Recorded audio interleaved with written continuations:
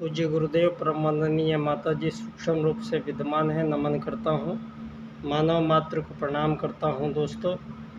आदि शक्ति माँ गायत्री प्राणों की देवी है, जो प्राण रूप से 84 लाख प्रकार के विभिन्न जीव शरीरों में जीवन जो दिख रहा है दोस्तों, वो आदि शक्ति माँ गायत्री के प्राण हैं। वो बिजली की भांति वो शक्ति है, आदि शक्ति माँ गायत्री, जिससे संपूर्ण चराचर जगत में संपूर्ण प्रकार के जीवन विद्यमान हैं। दोस्तों, आज एक ऐसे समय से हम लोग बात कर रहे हैं जबकि यहाँ धरती पर मानव का आगमन काल के बारे में बहुत भ्रांतियाँ रही है दुनिया में। और क्योंकि दोस्तों, ये सवाल जब भी मानव यहाँ आता है तो वो बीच में आता है। यहाँ उससे पहले से ही यहाँ मानव विद्यमान हैं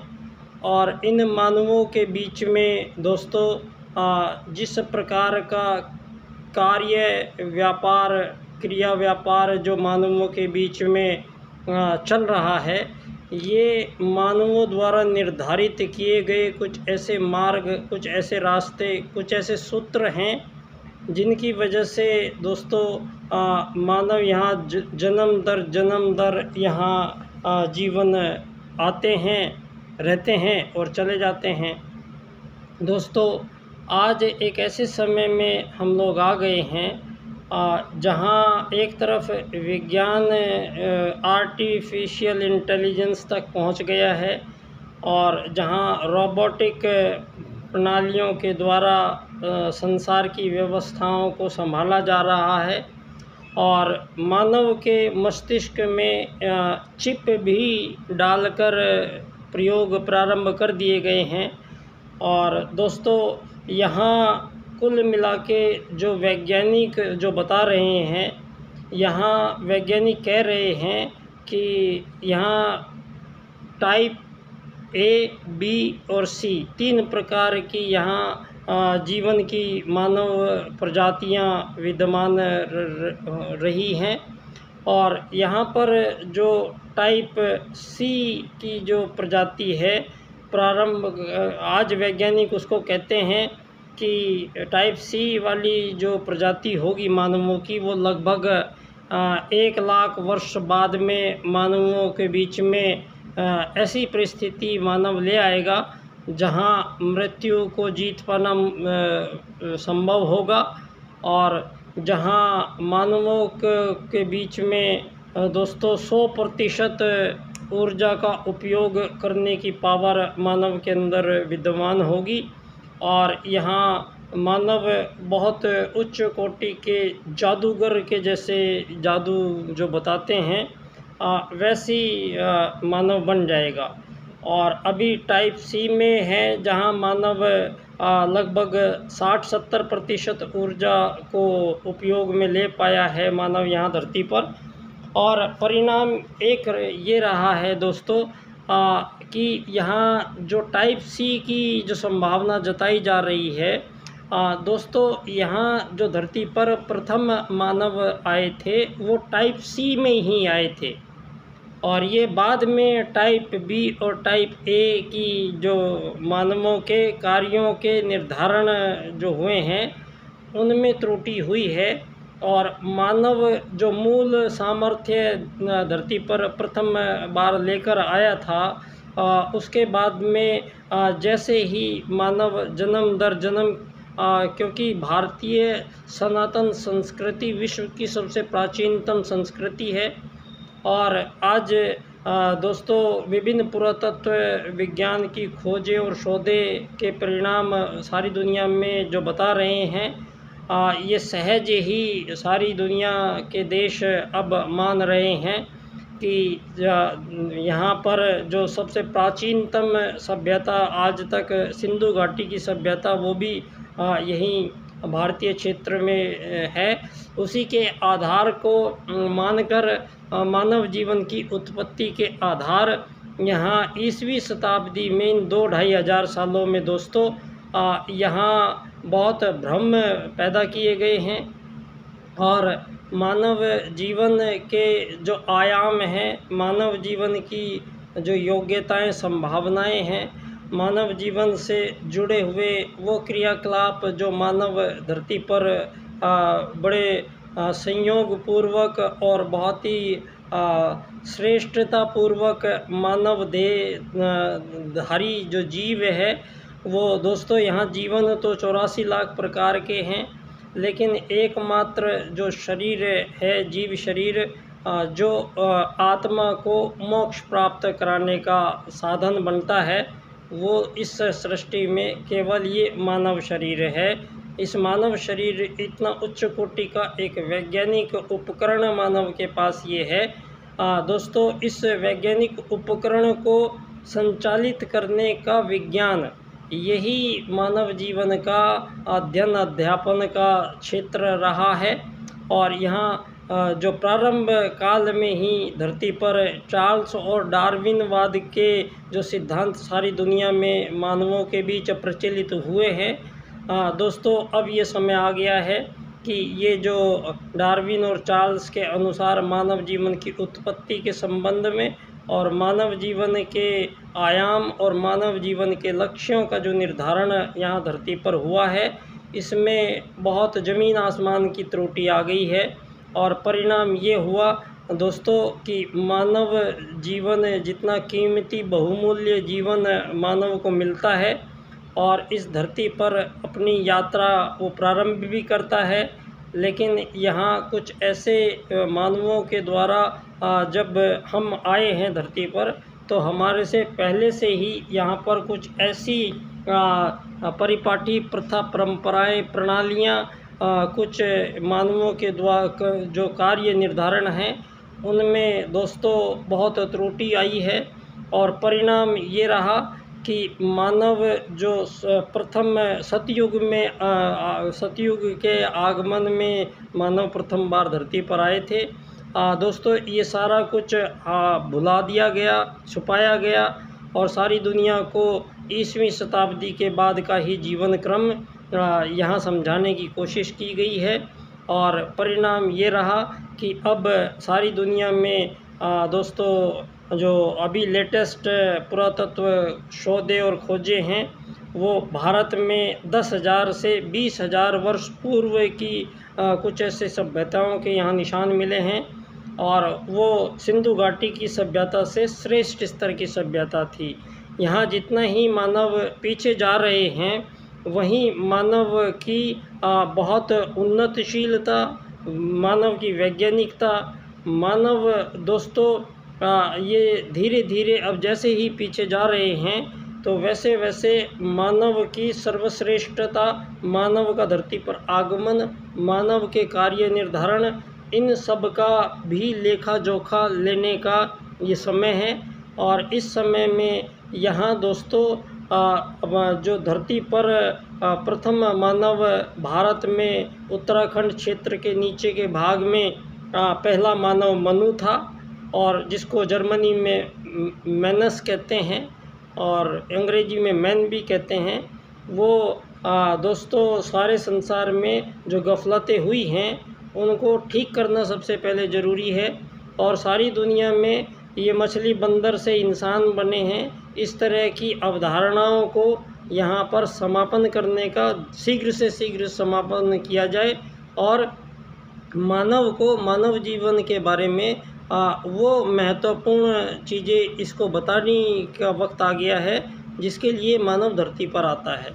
दोस्तों यहाँ ये प्रथम मानव जो आए हैं धरती पर, वो उन्होंने श्रेष्ठ कार्य करने के कारण, सूक्ष्म लोक में विचरण करने के कारण और संपूर्ण ब्रह्मांड से मानव का संबंध स्थापित करने की उन्होंने यहाँ यज्ञ प्रणाली विकसित की थी, और जो इतनी उच्च कोटि की और अति सूक्ष्म विज्ञान पर काम करती है। यज्ञ विज्ञान के माध्यम से संपूर्ण चराचर जगत में वो प्रथम मानव सारी सृष्टि का यहाँ निर्धारण धरती पर बैठकर करते थे। और दोस्तों यहाँ पर प्रथम मानव आगमन जब हुए तो ना कोई राजा था, ना कोई प्रजा थी, ना कोई दंड था, ना कोई दांडिक था, और मानव की मानव से किसी भी प्रकार की कोई ना तो तुलना थी, ना कोई कंपटीशन था, और ना मानवों के बीच में किसी भी प्रकार की कोई समस्या जन्मी थी। मानवों के बीच में किसी भी प्रकार की विभेदता बिल्कुल मान्य नहीं है, क्योंकि दोस्तों यहाँ संपूर्ण चराचर जगत में उस परम सत्ता परमात्मा ने यहाँ जब 84 लाख प्रकार के जीव शरीरों की रचना की है, तो दोस्तों इन सभी जीव शरीरों का जो अग्नि जल पृथ्वी वायु और आकाश 5 तत्वों से ही सारे संपूर्ण प्राणियों की रचना हुई है। और संपूर्ण प्राणियों में आदि शक्ति माँ गायत्री प्राण है, जो बिजली की भांति है, जो वो संपूर्ण प्राणियों में वही बिजली जाती है तो ही जीवन प्रारंभ होता है जीवों का। और संपूर्ण ये जो शरीर हैं भांति भांति के, इनमें किसी भी शरीर में वो शक्ति नहीं है कि ये उस प्राण को धारण कर सके। आदि शक्ति माँ गायत्री को धारण करने की क्षमता किसी भी भौतिक जीव शरीर में नहीं है। ये कार्य दोस्तों एक रिसीवर ही कर सकता है, और ये सर्वश्रेष्ठ एक रिसीवर जो सर्वश्रेष्ठ आदिशक्ति माँ गायत्री की उस बिजली को धारण करता है, वो है परमात्मा सत्ता का ही एक अंश आत्मा। दोस्तों इस आत्मा को अंग्रेजी में सोल कहते हैं, दूसरी भाषा में रूह कहते हैं, इसको ऑरा कहते हैं, इसको सूक्ष्म शरीर कहते हैं। दोस्तों यहाँ ये बात तथ्यपूर्वक अब साबित होती है कि सारे संसार में जो मानव धरती पर प्रथम मानव आए हैं वो आर्य लोग कहलाए हैं। और दोस्तों आर्य एक ही परिवार के सब लोग आर्य हैं, और इन आर्यों में दोस्तों बहुत बाद में जाके जब मानव ने राजसिक और तामसिक आहार ग्रहण करना प्रारंभ किया, तो मानव की जो बुद्धि सत्व में अवस्थित होने के कारण उस सूक्ष्म रहस्य में और सूक्ष्म लोक से संबंध स्थापित करने की जो स्थिति मानव की थी, वो मानव की स्थिति में गड़बड़ हुई है, और राजसिक और तामसिक आहार के कारण मानवीय बुद्धि की जो विचारणाएं हैं, जो विचार हैं, वो उथले और भारी और भौतिकवाद पर आकर सिमट गया है मानव। परिणाम ये रहा है कि संपूर्ण मानवों का दोस्तों अधिकतम आयु 74 साल रह गई है इस मानव की, जो कभी 1000 साल की आयु लेके धरती पर आया था। तो दोस्तों मानवीय विकास का मतलब केवल एक ही है, क्योंकि संपूर्ण जीवों में जब वही एक आत्मा है और वही संपूर्ण प्राणियों में प्राण हैं, और परमात्मा सत्ता का ही सब कुछ ये खेल है सारे जगत में। तो यहाँ दोस्तों एक ही प्रजाति के जीवों के बीच किसी भी प्रकार की कोई आज़ादी गुलामी संभव नहीं है। यहाँ एक ही जीव के प्रजाति में यहाँ कोई भिन्नता उनमें शो नहीं की जा सकती। यहाँ जो स्थायी रूप से मानवों के बीच में ये अमीर है, ये गरीब है, ये मालिक है, ये नौकर है का जो ये विभेद स्थायी रूप से ऐसा जड़ जमा गया है धरती पर, दोस्तों जैसा कि मानव समझने लग गया है कि ये अमीर गरीब बनाना परमात्मा का काम है। तो इस विचार को सारी दुनिया को स्पष्ट रूप से निकाल देना चाहिए, और इस बात को दीनदयाल उपाध्याय जी जो आज विश्व की राजनीति के पुनर्निर्धारण का जो कार्य इस युग परिवर्तन बेला में युग निर्माण योजना के अंतर्गत वो स्वयं महाकाल धरती पर प्रज्ञावतार के रूप में आए हैं। तो दोस्तों प्रज्ञा का अवतरण राज की नीति में भी होना है, और युग परिवर्तन का एक मुख्य सूत्र जो है वो दोस्तों आत्मत सर्वभूतेषु की सिद्धि। इस बार परम पूज्य गुरुदेव के अनुसार ये जो सूत्र है, इस बार आत्मत सर्वभूतेषु के सूत्र को विश्व की राज्य की नीति में प्रयोग करना पड़ेगा। क्योंकि सारे संसार में जो ये पूंजीवादी लोकतंत्र जो चल रहा है दोस्तों, इसमें मानव को केवल एक भौतिक शरीर माना गया है और भौतिक शरीर के जो समस्याएं हैं, रोटी कपड़ा मकान चिकित्सा स्वास्थ्य सम्मान, ये प्राप्त करने को जो इसकी आवश्यकता है, इन आवश्यकता को ही मानवों के बीच संघर्ष स्थापित कर दिया गया है। और इस संघर्ष में ये अमीर गरीब मालिक नौकर का एक ऐसा जंजाल मानवों के बीच, ये हजारों सालों से मानवों को यहाँ आत्महत्याओं पर, युद्ध शोषण वध अपहरण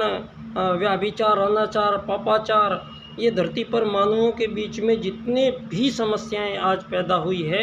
इसका कारण है विश्व की राज्य की नीति का निर्धारण जो किया गया है वो केवल मानव को एक शरीर मानकर किया गया है और शरीर मानव है नहीं। परम पूज्य गुरुदेव ने अपनी प्रथम पुस्तक मैं क्या हूँ में स्पष्ट कर दिया है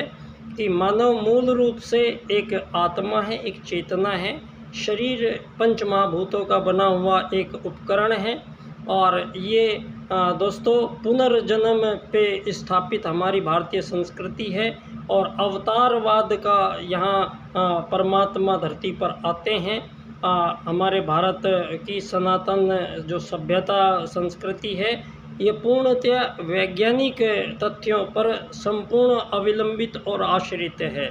दोस्तों, ये जितने भी हम देवी देवता ईश्वरीय और अध्यात्म की जितनी भी बात होती है, इसमें एक गहरा विज्ञान है जो योग विज्ञान के माध्यम से मानव ने प्रथम आगमन काल में ही यहाँ पर योग मार्ग का यम नियम आसन प्राणायाम प्रत्याहार धारणा ध्यान समाधि के माध्यम से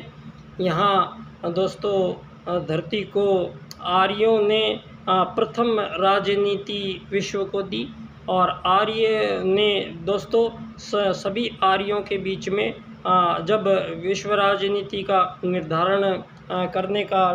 प्रथम समय आया तो दोस्तों संपूर्ण आर्यों के बीच 3 चुनाव किए गए प्रजा के सभी लोगों के बीच में। और पहला चुनाव किया गया कि आर्य जाति जो मानव जाति है श्रेष्ठ है तो ये धर्म से चलेगी या अधर्म से चलेगी। 2 ही बातें हो सकती है धरती पे, या तो धर्म हो सकता है और या अधर्म हो सकता है। धर्म निरपेक्षता कुछ नहीं हो सकता है। दोस्तों यहाँ कुछ ऐसी शब्दावलियाँ मानव ने प्रयोग की है जो बिल्कुल भी उसका कोई अर्थ ही नहीं निकलता है, बावजूद उसके उसी अर्थ से ज़बरदस्ती दुनिया को संचालित किया जा रहा है। आज दोस्तों आर्यों ने धर्म और अधर्म में से धर्म का चुनाव किया। दूसरा राजकता या अराजकता में से दोस्तों राजकता का चुनाव किया गया और नीति और अनीति में से नीति का चयन किया गया। इस प्रकार से आर्यों ने विश्व को, संपूर्ण विश्व को इसी भारत ने प्रथम विश्व राजनीति का निर्धारण हुआ जो धर्म आधारित राजकता की नीति कहलाई और धरती के प्रथम राजा मनु को बनाया गया। और मनुवाद पहला राजनीतिक दर्शन विश्व में वेदों का ही अनुसरण करते हुए मानव जीवन को धर्म अर्थ काम मोक्ष की प्राप्ति करने का लक्ष्य लेकर और ब्रह्मचर्य ग्रस्त वानप्रस्थ संन्यास शरीर की विभिन्न अवस्थाओं के माध्यम से मानव जीवन से संबंधित संपूर्ण कर्मों का और संपूर्ण उद्देश्य प्राप्तियों का आधार इस प्रकार से मानव जीवन को यहाँ दोस्तों मानव जीवन को व्यवस्थित किया गया था। और ये सर्वश्रेष्ठ पद्धति से इस वेद ज्ञान से आत्मत सर्वभूतेषु और वसुधैव कुटुम्बकम के सूत्रों से संपूर्ण चराचर जगत में 84 लाख प्रकार के प्रत्येक जीव जंतु इन 2 ही सूत्रों का अनुपालन करते हैं। और इन 2 सूत्रों से धरती पर सतयुग रहा है दोस्तों। और इन्हीं 2 सूत्रों की जो गड़बड़ हुई है यहाँ आत्मत सर्वभूतेषु को नकार दिया गया और मानवों के बीच दोस्तों यहाँ गुलामी और ये आज़ादी के खेल जो खेले गए हैं ये विगत 2500 वर्षों में हैं। ये जो भी यहाँ पर आज़ाद हुए हैं, गुलाम किए हैं ये आज़ादी गुलामी, अमीर गरीब बनने का फ़लसफ़ा, ये नौकर मालिक का जंजाल, ये दोस्तों इन 2-2.5 हज़ार सालों में पैदा हुआ है धरती पर। इससे पहले आज सारी दुनिया के सम्मुख 5 से 7 हज़ार साल पहले भारत में श्री राम भगवान आए थे। उन्होंने श्री राम सेतु पुल जो बनाया था, वो आज नासा ने जब उसको सिद्ध करके दिया है, तब हमारा दावा पक्का हुआ है अब कि भगवान श्री राम 7 हज़ार वर्ष पहले भारत में यहाँ पर उन्होंने श्री राम सेतु पुल बनाया था और रावण को मारा था। धरती पर दोस्तों प्रथम बार भगवान को आना पड़ा था। वो सतयुग के पश्चात जो श्रेष्ठ कार्य पद्धति थी, श्रेष्ठ निर्धारण थे मानवों के, उनके बीच में सबसे बड़ी त्रुटि जो आई यहाँ पर दोस्तों, वो है एक स्त्री और पुरुष के बीच के रिश्ते में। यहाँ धरती पर सबसे पहली जो बात सोची गई है, आत्मत सर्वभूतेषु के सूत्र के अनुसार दोस्तों सभी चाहे वो स्त्री है, चाहे वो पुरुष है, चाहे वो बच्चा है, चाहे वो बूढ़ा है, चाहे वो जवान है, दोस्तों सभी में एक ही आत्मा निवास करती है। तो यहाँ पर जो ये जेंडर वाइज विभाजन महिलाओं का और पुरुषों का एक अलग जो विभाजन क्रिएट हो गया है दुनिया में दोस्तों, ये सब मानवों को भौतिक दायरे में ले जाकर और भोगवाद को माध्यम बनाया गया है और धन आधारित जीवन पद्धति का आविष्कार पश्चिम ने किया है। ये पंडित दीनदयाल उपाध्याय जी के अर्थायाम के सूत्र में दीनदयाल जी स्पष्ट करते हैं कि भारत का सनातनी जो प्रारंभिक विचार हैं मानवों के बीच दोस्तों, यहाँ वेद में जो अर्थ है उसका मतलब है कि धरती पर मानव जो जाएंगे तो वहाँ धरती पर अगर मानवों को कुछ समस्याएं आएंगी तो सारे मानव आपस में मिलके समस्याओं का निराकरण करेंगे। तो निराकरण करने को अर्थ कहा गया है। अर्थ का आशय कोई धन रुपया पैसा संपत्ति सोना चांदी से नहीं है। और दीनदयाल उपाध्याय जी कहते हैं कि हमारे सनातन भारत में यहाँ मानवों के बीच हजारों सालों से वस्तु विनिमय होता आया है, मानव की सेवा सहायता होती आई है, लेकिन यहाँ मानवों के बीच वस्तु विनिमय होता है या सेवा सहायता के बदले किसी भी प्रकार का कोई धन रुपया पैसा सोना चांदी डॉलर देने लेने का कोई विधान नहीं है। ये सृष्टि में ये संपूर्ण जीवों में इस प्रकार का कोई भी विभेद नहीं है, क्योंकि आत्मत सर्वभूतेषु एक ही प्रजाति के जीव जो दोस्तों चिड़िया तोते कबूतर सभी जीव झुंड में रहते हैं, परिवार बसा के रहते हैं धरती पर। ये परिवार बसाने का जो भाव है प्रत्येक जीव का, यही वसुधैव कुटुंबकम है। और जो मधुमक्खी के छत्ते में 500 की जगह 1000 मक्खियाँ बैठती है, लेकिन उन मक्खियों के बीच में अपने अधिकार की कोई लड़ाई नहीं हो सकती है, वहाँ पर उनको कोई आज़ादी नहीं दी जा सकती है। यहाँ पर मानवों के बीच किसी भी प्रकार की कोई आज़ादी संभव नहीं है। मानवों के बीच जितने भी कृत्रिम विभेद ये हुए हैं, ये विकसित अति विकसित अल्प विकसित विकासशील के रूप में हुए हैं, ये पूर्व पश्चिम उत्तर दक्षिण के रूप में हुए हैं, ये गोरे काले के रूप में हुए हैं, ये हिंदू मुस्लिम सिख ईसाई के रूप में हुए हैं। और यहाँ विभिन्न प्रकार से मानवों के बीच बहुत विभेद पैदा हुए हैं। इन संपूर्ण विभेदों का समापन करने का जो समय है, यही युग परिवर्तन का समय है दोस्तों। और इसमें परम पूज्य गुरुदेव द्वारा आत्मत सर्वभूतेषु की सिद्धि पंडित दीनदयाल उपाध्याय जी राजनीति में करते हैं। और वसुधैव कुटुंबकम परम पूज्य गुरुदेव का अखिल विश्व गायत्री परिवार के माध्यम से संपूर्ण विश्व में आज युग परिवर्तन बेला में हम सब लोग मिल रहे हैं। मैं पंडित दीनदयाल उपाध्याय जी के 4 सूत्रों की व्याख्या करता हूं दोस्तों।